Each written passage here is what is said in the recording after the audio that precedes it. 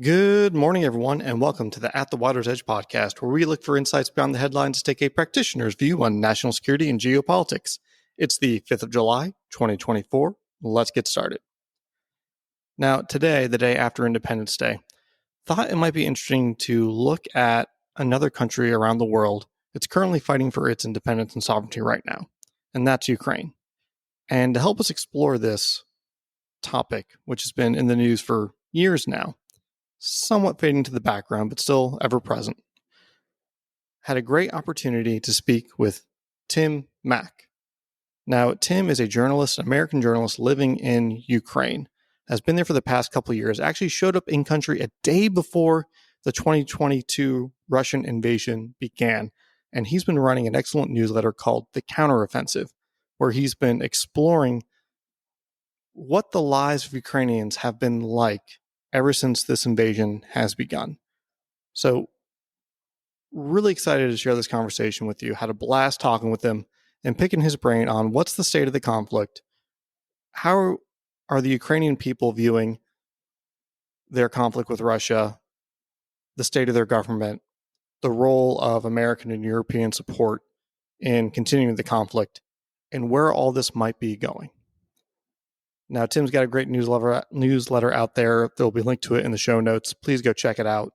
With that, let's get to our conversation with Tim Mak about the war in Ukraine. All right. Well, Tim, good morning from my side of the world and good afternoon in yours. But how you doing today, sir? Welcome to the podcast. Thanks so much for having me. Yeah, I'm doing pretty okay. Nice. Now, explain for people real quick where you actually are and what your background is, because you have been working on a very interesting project for the past several years. Yeah, so I'm in Kyiv, Ukraine right now. And what I do is I run a publication called The Counteroffensive.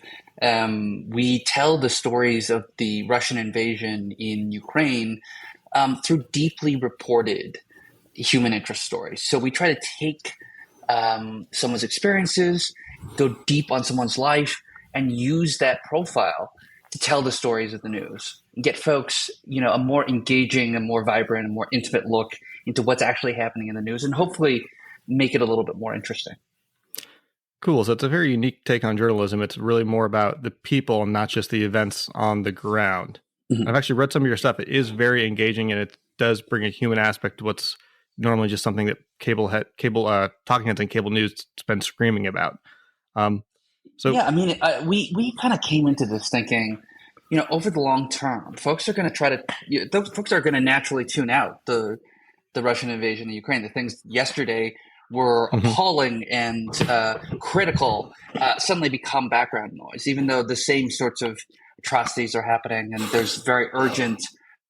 There's currently a very urgent Russian offensive underway in northeast Ukraine. There are many developments, but people start to tune it out, like we do almost any kind of bad news over the long term. Our goal from the very beginning was to try to come in with a different kind of journalism, one that focused on Ukraine not just as a place where violence is occurring, but focus on the sorts of people who are experiencing this. And through doing this, hope that we can kind of create a connection or a sense of empathy between folks really far away from here and folks who are here in Ukraine that are victims of this war. Yeah, no, it's the American attention span for anything involving foreign policy is very short, and it's usually only viewed in the context of who can yell louder in the halls of Congress about how to spend taxpayer money. And it's actually interesting that this is happening right now, because in the past week, there's three major stories coming out of Ukraine. You have the offensive that you just referenced. Our Secretary of State was just over there talking, and we just passed billions of more dollars in aid, which hopefully helps this counteroffensive, or counteroffensive is already over. It helps counter the current Russian offensive. But let's start there. What is going on with, I think it's the city of Kharkiv that's been happening in the past week or so? Well, it's a whole region. So there's the city, and then there's the broader region of Kharkiv. And the fighting's been happening in the regions, on the outskirts of the regions near the Russian border. So basically, the Russians have kind of tried to attack that region from two directions. And they're making some progress. What they're trying, their combat power in that region is really not sufficient to take the city of Kharkiv, which is the second, before the full-scale invasion, was the second largest city in the whole country of Ukraine. But what it is designed to do, apparently, is to thin down Ukrainian defenses in other places along the very long front lines that exist between Ukraine and Russia. They have approximately 50,000 troops in that area trying to poke holes in Ukrainian defenses. And Ukraine, which is really already battling this issue of a lack of manpower, is having to thin out its defenses elsewhere in order to address this threat. It's really an issue of Russia trying to poke holes in the Ukrainian defense and capitalize on what it understands is a Ukrainian weakness, which is a lack of manpower. So how has this fighting evolved over the course of the war as we have dealt with different resource constraints? Because you just brought up the key one right now for Ukraine, manpower. The average age of their military right now, I think it's up in the 40s. They're grabbing everyone they can. They've had a huge exflow of people out of the country over the past several years. How has Ukraine evolved their fighting to deal with their resource constraints against this much more powerful Russian military? I spent a lot of time looking into this question because when you say to an American, the average age of a soldier in Ukraine is 40, you think that's a catastrophic number. If the United States military, their average age was 40, you can't join the U.S. Army at the age of 40 without a waiver, I think. I'm pretty sure. So it would be pretty catastrophic. But in Ukraine, conscription didn't start until you were 27. Mandatory conscription didn't start until you're 27. So the average age is inherently much higher. They recently dropped that down to 25 to include folks who are 25 and above for mandatory service in the military. I've been trying to understand why they have this philosophy and this kind of background. Obviously, if we were to conscript folks in the United States, we'd start with 18-year-olds. They don't start until right now the age is 25. And I've been talking to folks about this, trying to understand this mentality. Part of this is that they believe that younger folks ought to have a chance to start a family before sending them off to war. And that actually folks with children back home make better soldiers, are more mature. That's kind of one of the justifications that I've gotten. And they fight harder, according to folks that I've talked to. And that's part of the philosophy and part of the argument there. They're obviously not as in good physical shape as they're older, but you could see the argument there. I don't know if this is a post hoc rationalization for what they've done for many years, and really no one can reach the bottom of that rabbit hole and understand. But that's been suggested to me as one of the reasons. As for how they are adapting to it, I mean, I really do have to talk with some sense of wonder about the dizzying pace of Ukrainian drone innovation that's been happening here. Just how quickly over the last 2 years, Ukraine has gone from not really playing any part in drone manufacturing and innovation in the world to being what is clearly the center of drone innovation in the world. And when everything from optics to rotors to electronics to the development of autonomous drones and AI, there are now dozens, if not hundreds, of native Ukrainian companies in Ukraine that are developing things quickly and on the cheap, giving Western technology a run for its money at the fraction of the cost because they don't have the money to do it otherwise, right? And so that's been one way that Ukraine, with its smaller economy and smaller population, has been trying to even the fight. Well, it's interesting because you're seeing the most advanced technologies in the world right now with machine learning, AI, drones, and you're seeing it overlaid onto a very old school attrition-based type of conflict where we literally have trench warfare and great power competition standing up against drones and partisans and all that stuff. It's a very unique, I don't think we've seen a conflict like this in the past 100 years. Yeah, and World War I is constantly used as the point of comparison.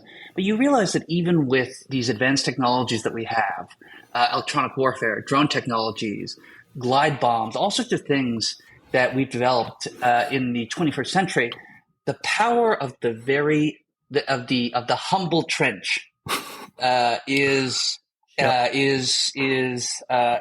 able to resist so many of we have GPS, we have drones, we have fighter jets, we have all sorts of technologies that have developed over the last 100 years, and yet the trench remains Yeah. an incredible defensive position and one that's really hard to dislodge the enemy from. And while drones have made incredible leaps and bounds over the course of the last 2 years, we're still seeing trenches and minefields, these relatively simplistic defensive formations, face off against really modern technologies and pushing back and winning in many cases. Yeah, one of the big lessons we've been taken from it is from the outside looking in is it's really reminded a lot of people about what actually matters in warfare. I remember being a young infantry officer back in the day, and one of the things we had to learn in training was how to enter and clear a trench. And everyone joked about how this is the dumbest thing. Trenches don't exist anymore. No one does this. And things like, the more we have things like drones, which are still kind of new as far as small scale drones being employed down to the tactical level back in the day, the more we have that, the less these things are going to matter. But we've seen the exact opposite evolution in tactics, where the more you have drones and other forms of aerial observation, the more entrenchment matters. And I think back to, we used to joke about if you want to understand the power of somebody's military, don't look at their weapon systems, look at their truck fleet. Can they actually get their stuff around? Because if they can't do that, nothing else matters. And we saw that from the very first actual Russian attempt to invade and take over the capital. It's been humbling for a lot of people in Western circles to observe from the outside, which has been kind of fun and kind of tragic, though, the way it's come about. There is a tyranny of distance, which is something that obviously impacted the U.S. experience in Afghanistan and has really seriously impacted the Russian experience in Ukraine, which is getting things from point A to point B has proven to be really, really very difficult, especially if you're fighting, partisans all along the way, right? Russia has never established air superiority in Ukraine, even today. There's an early stage in the war where they were constantly being harassed by mobile teams of javelin groups and Bayraktar drones. Things have evolved since then, but you're right that those trucks and logistics really do determine the broader kind of scope and environment of the battlefield. Yeah, another interesting thing that's been from the outside looking in Ukraine is that one of the reasons Ukraine's been able to stand up to Russia is because they were actually willing to fight, and actually the willingness to go to war and defend your sovereignty. That political will is key, and we have seen it.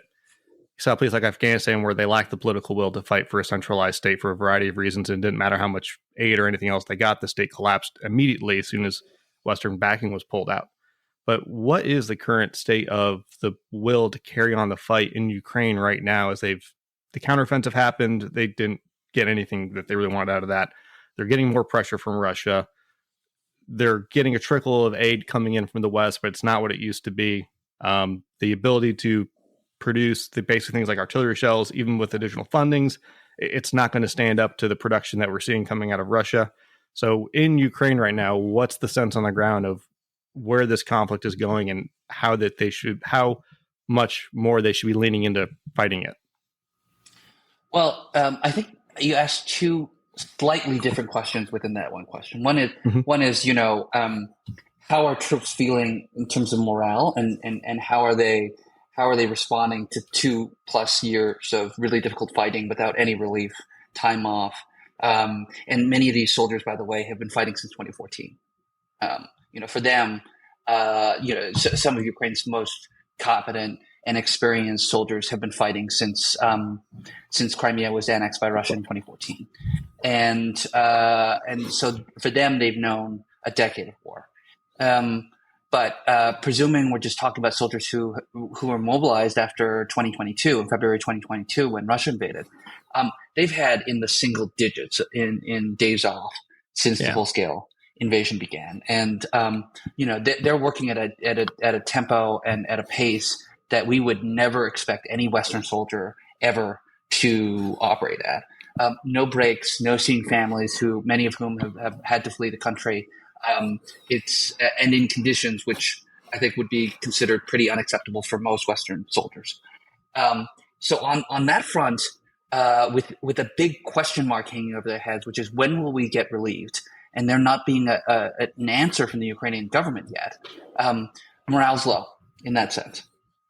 But there's a kind of second question that you asked there, which has to do with the Ukrainian will to fight and the Ukrainian will in general to preserve its identity and exist. And this is an answer that's carved into not only soldiers but into the conscience of everyday civilians and everyone in this country. And I would say that hasn't yielded very much at all. I think that a recognition that this war will not be over soon, and that Ukraine may not get everything that it hoped for, is starting to sink in. But that I don't think that there's been any yielding on the core issue of Ukrainian identity and the core issue of we deserve to exist as a nation. Those things remain just as strong as they've been over the last couple of years. Well, you mentioned people might be starting to realize they're not going to get everything they want, or likely won't get everything they want. Do you think that it's starting to creep into the conversation, the idea of making territorial concessions in order to secure an end to the conflict? I believe it was Finland did that back in World War II, gave up 20% of its territory to maintain its sovereignty. Is something like that on the table in Ukraine? Is that even part of the conversation? Well, I mean, devil's in the details, right? Because the Ukrainian response to that typically is, well, if we do that, how long until the next war? If we gave it up now, who's to say Russia won't be coming back for the rest of it later when it gets to rearm and re-outfit? And with their larger economy and larger population base, they'll be able to do that faster than we can. And we're simply conceding and delaying an inevitable future conflict. So what is it that we get to ensure that this is really the end of the territorial gains that we will be forced to give up? I think this is a democratic society, so people are constantly arguing about what's appropriate and what's not appropriate. And Ukrainians will be the first to tell you that no one's quiet about their personal positions on this. The Ukrainians have shown time and time again that they value democratic ideals and principles, and that they fought and protested and marched and earned and demanded all of those things. And so you'll be certain to hear from them when there is, and if there is, some sort of negotiated settlement. So you ask 100 people, you get 100 different answers. That said, I've heard an increased willingness from folks to consider some sort of negotiated outcome. The question that will always be asked, though, is, will that come with some sort of pathway to NATO membership or some other sort of security guarantee where this could never happen again to us? Finland, of course, continued to battle with the Soviet Union for very many years, and actually joined NATO recently because of what happened in Ukraine. Yep. So them giving up territory wasn't the end of that story. Yeah, very fair point. So what is Ukraine's sense of the role the international community needs to play in their territorial integrity moving forward? I mean, they've been relying on international aid to persecute the entirety of this conflict. The U.S. just ponied up billions of more dollars. We even got France saying that they might send troops into the country, which is an interesting proposition for a NATO member to send troops to the front lines in a conflict with Russia. So how do people feel about the support they've received so far from the international community, and what would they want to see moving forward?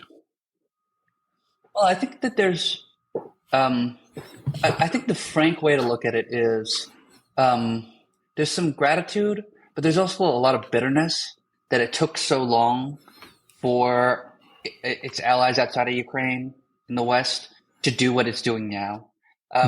That the West has been hemming and hawing this whole time while Ukraine has engaged in an existential struggle for its very survival, and had asked long ago for things like HIMARS, which they were ultimately given, and F-16s, which they were ultimately given, things like a long-range strike capability, which they've been since given, but which was long delayed because the West did not want to be seen as escalatory. Well, it's been escalated, and the results have been, as you see, that Russia has done the escalation, and that Russia has continued to attack and kill Ukrainians.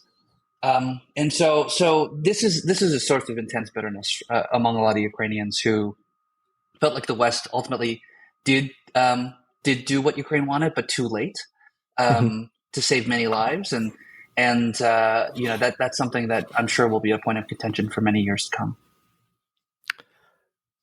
What's your sense of if aid had arrived sooner, how things might be different? Because we saw all the weapons and equipment that Ukraine was given for the counteroffensive against Russian lines. And you can always look back and argue if it was sooner, if the battlefield was different, if the entrenchments hadn't been made yet, the minefield's not laid in, what's the effect? But we've seen this with other nations too. It's very difficult to take military equipment and give it to a foreign nation and actually have them employ it effectively. So one of the concerns that we've had a look from the outside looking in is we can give them all this technology, doesn't mean they can employ it effectively. It hasn't looked like they have so far. They've been very effective with their own, the drone warfare and evolving entrenchments, and they have their own sets of TTPs that they use very effectively.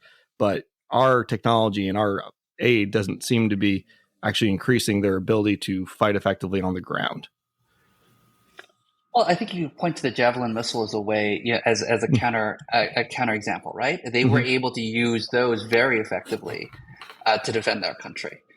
So is it a matter of whether the Ukrainians are using it effectively or whether the equipment is useful against the threat that they're currently facing? Any equipment used for with a flawed strategy is going to be ineffective. And it may be that the kinds of threats that they were facing, which was minefields, entrenched positions, even highly advanced American military technology, was not adequate to the task that they were trying to engage in. What's your sense from the outside looking in and I'm going to ask you this now as an American citizen who works in journalism, you're in Ukraine, you're seeing the effects of our foreign policy. What do you think, what drives the American Congress to actually make decisions to give aid to Ukraine? Why is there seems to be this mismatch between realities on the ground and informed policy decisions happening in Washington, D.C.? Because you're right, we have eventually given Ukraine everything they've asked for. It took us a long time to get there. Doesn't seem to be driven by facts on the ground.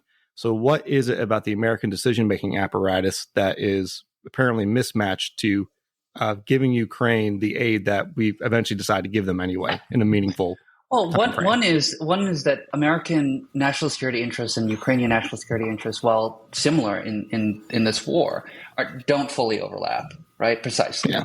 That America has other interests to involve, not getting dragged into a war with Russia, and than Ukraine does, because Ukraine is already involved in a war with Russia, right? And so that slight difference means quite a bit. And the White House and Congress, part of their interest is that Russia be degraded and that Ukraine be able to defend itself. But one of the criticisms that Ukrainians have for American foreign policy is that American foreign policy only seeks to give enough weaponry, aid, and support to Ukraine so that Russia will lose, not so that Ukraine can win. And that's been a criticism that I think has a lot of teeth. But I would also say that though the White House response has been very cautious, probably too cautious, there's been overwhelming support from both parties in the House and Senate for Ukraine aid for a very long time. And what we saw was, a function of the American political system, which favors vocal minorities and their ability to gum up the works, even when there's broad support and for a particular piece of legislation, right? That this was not a close vote. Most members of Congress on both sides of the aisle, members from both sides of the aisle did support Ukraine aid and thought that it was in America's national security interest to pass it. So when you're talking about a mismatch or how things don't match with things on the ground, I mean, I think that it's up to that vocal minority to explain why they don't see it that way. And some of them may have some fair points. I don't happen to agree with them. One of the most common critiques that we hear about giving aid to foreign countries is that, the aid can always be better spent at home, and there's volumes written about why we should still give foreign aid to certain countries, support national security interests abroad. But especially with Ukraine, issues of historic corruption in the government and that money disappearing and not going to where it needs to be done and being poorly spent, and the lack of a auditing mechanism from the American side, which, that's our own fault. We actually could have put that one in, and we chose not to for a variety of reasons. But what is the current state of governance and corruption in Ukraine as far as where this money goes once it actually arrives on the ground? There's people all over the world that like to poke fun at the Ukrainian government for being corrupt, but from the Ukrainians' perspective themselves, how do they view their own government and their own military establishment? It would be a mistake to think that Americans are the only ones that care about corruption in this sense, right? The Ukrainians are probably far more enraged, far more angry than any American is about corruption. This is a country that has demanded its democracy through street protest and by sitting in the main square in Kyiv and demanding their rights be given to them. And they consider this war, many Ukrainians consider this war not only to be a war against Russia, but also a war against the things that are the legacy of the Soviet Union, to include the corruption that has become a feature of political life. I was thinking recently, 100 years ago, look, Ukraine is in essentially the infancy of its democratic political process. It's existed as an independent entity separate from the Soviet Union only for about 30 years. The Maidan, its kind of most recent democratic revolution about 10 years ago. If you consider the American experience, the amount of corruption that existed during the early days of our republic, or even going into World War I, or even going into World War II, or during the Vietnam War, would we have been able to be blameless in those ways? I don't think so. I think we have high standards for corruption, and we ought to. But I think we should also understand that one, there's been no case that I have read about or I'm aware of in which American military aid for Ukraine has been subject to corruption. I haven't been aware of any sort of funds transferred to Ukraine that has gone missing or shown up in some sort of corrupt way. There have been cases of corruption. There's no getting around it. But I'm not aware of a link between U.S. military aid to Ukraine and corruption. And while it's a problem, and I'll continue to look for it, and I'm sure that I and many Ukrainians will be there to kind of call it out as it is uncovered, or if it is uncovered. There hasn't been evidence of that. The sorts of corruption that we're seeing are things like there was a well-known case where jackets were purchased by the Ukrainian military, and they were purchased at a discounted rate but paid out at the normal rate, let's say. And that difference was taken by middlemen and folks in the middle in that transaction. Those are the sorts of episodes of corruption that have been seen so far, but nothing, as far as I can tell, related to the American package. Gotcha. So when we talk about the state of their democracy, President Zelensky, probably one of the most popular international politicians in the world right now, or popular politicians internationally right now. What he did standing up to the Russian invasion and not fleeing was remarkable. What is his position in the country looking at like right now? Because we have seen him start to get criticism by other prominent Ukrainians. He does seem to be, from the outside looking in, a little more insecure about his political prospects. Is there still unity around the Zelensky regime? Is that regime still stable? Well, a couple things, right? So during normal times, there would have been a presidential election this spring, during peaceful times. But the Ukrainian constitution forbids elections during wartime. And so, although Zelensky's term is set to run out, there can be no election. There can be no replacement at this time. So what he faces is a real challenge in terms of legitimacy and, whether he's able to continue his mandate with and his popularity. You're right that everyone's on your side when things are going right. When you're a heroic resistor and you're able to push the Russian invaders out of the Kyiv region. But as the war drags on, you have more to answer for. Why was Ukraine so ill-prepared for a full-scale invasion like this to begin with? Should there be elections? How is the president addressing issues of corruption? What role do you play in the failure of last year's counteroffensive, if at all? What sort of accountability should he face? How has he been handling the Ukrainian wartime economy? Is he taking care of soldiers who are coming back injured from the front line? All these questions, any government official in wartime would be asked these questions. And they eventually, over time, do chip away at any politician's popularity. So as time goes on, and in particular as time goes on since the last presidential election, Ukrainians will probably criticize their government as citizens of any democratic nation have been known to do. Ukraine is just Ukraine is kind of an eclectic democratic society. I mean, I remember talking to someone recently who was telling me, I didn't vote for Zelensky, but I was so impressed by the way he stood up in those first few weeks of the full-scale invasion. And he gave us moral clarity, and he gave us the morale to beat the Russians in their full-scale invasion. And then he pauses a beat and he says, that said, I wouldn't vote for him next time. You get the sense that, people are complicated when it comes to their political opinions. There aren't neat categories. You can admire a politician for doing one thing and still not support them politically.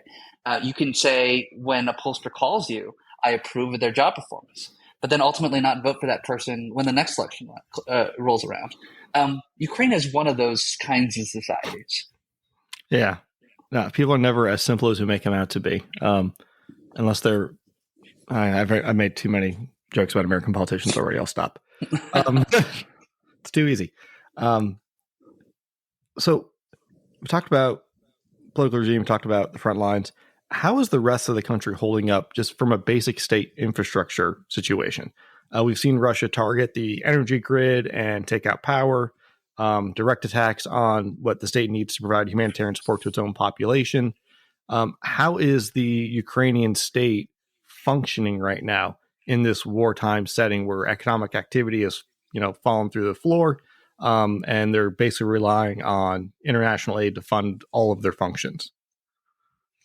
Well, the state, by and large, has been able to function pretty smoothly.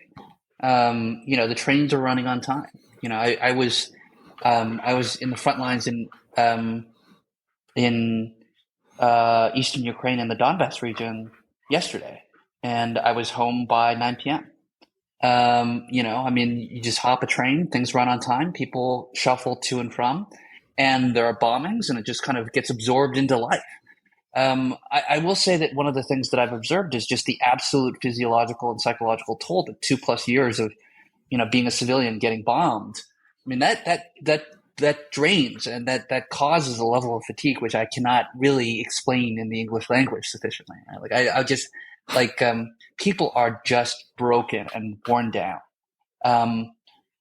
But there really is no other choice but to continue to operate. So, that would be my best description of how things are going in among the civilian population. I think I've seen a lot of people who I thought were just made of iron start to crack over the last little bit, just because it's really more. The circumstances are really more than we could really expect anyone reasonably to endure over this long period of time. Yeah,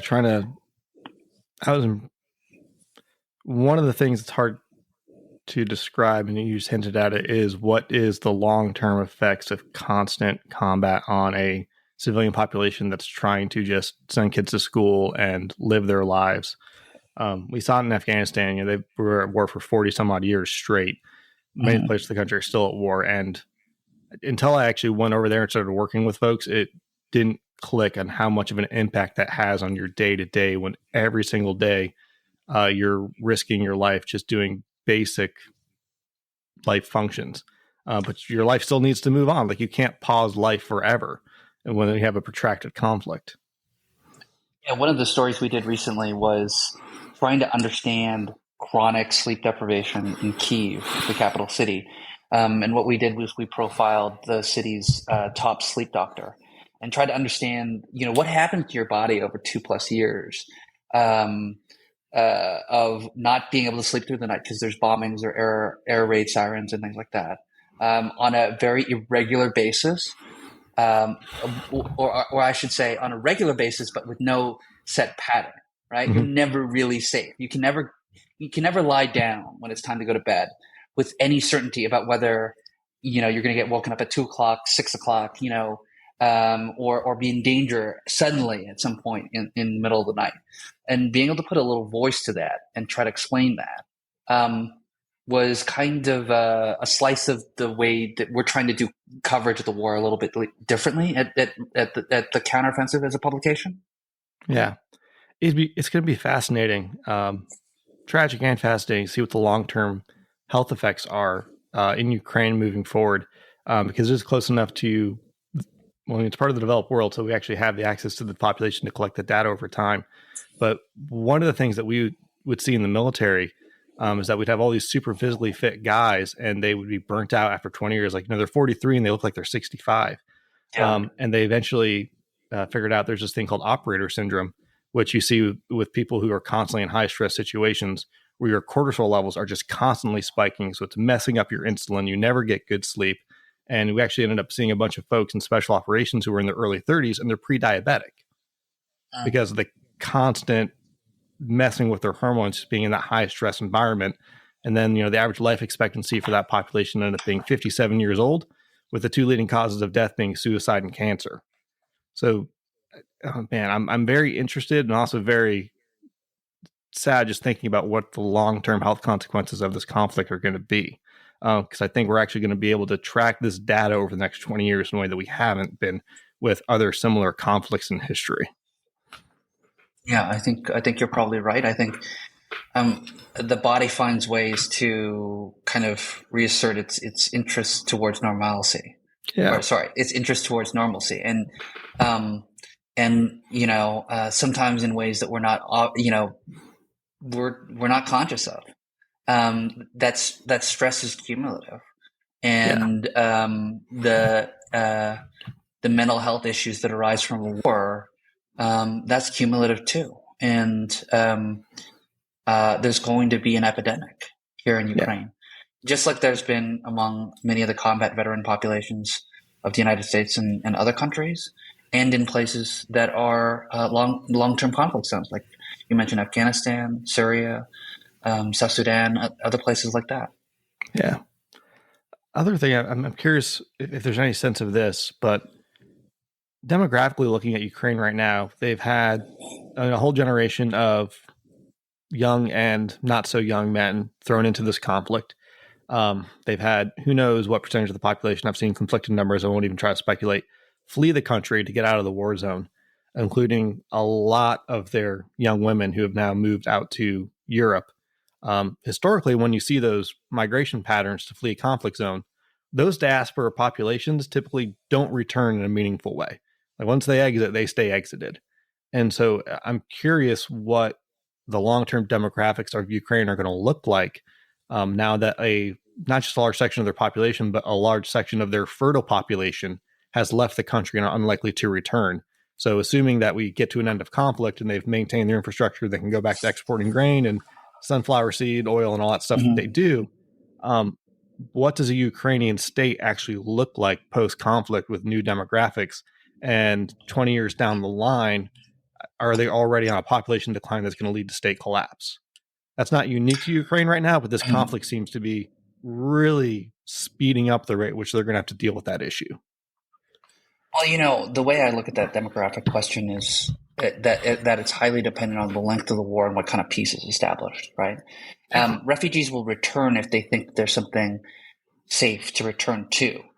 If there's a ceasefire, which seems tenuous, and another war is likely to break out at some point in the medium term, you can imagine that, if you're a mother with 2 or 3 children safely ensconced in the UK, that you're not going to go back to Ukraine, even though it's your home and it's where you're comfortable with, because you don't want to uproot your life again, only to find yourself fleeing from a war-torn country a second time.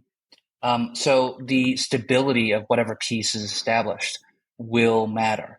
And then the length of the war will be another important contributing factor, right? The longer it happens, the more refugees start to assimilate into the populations where they've gone to, right? And so, if you spent the last 3 or 4 or 5 years learning German and English, and you're living in Berlin, you might be very well tempted to stay there, especially if you've gotten a decent job and you've got some opportunity there. Your kids are kind of, well along in elementary school now, and they started to like their surroundings, and they don't want to go home. That's going to make it harder and different. And so the circumstances really do depend, I think, on those two primary factors. And then I think a third kind of factor will be what kind of economy emerges from a post-war Ukraine. Are there going to be opportunities for smart people, college-educated folks? What is the state of infrastructure? What is the state of digital development?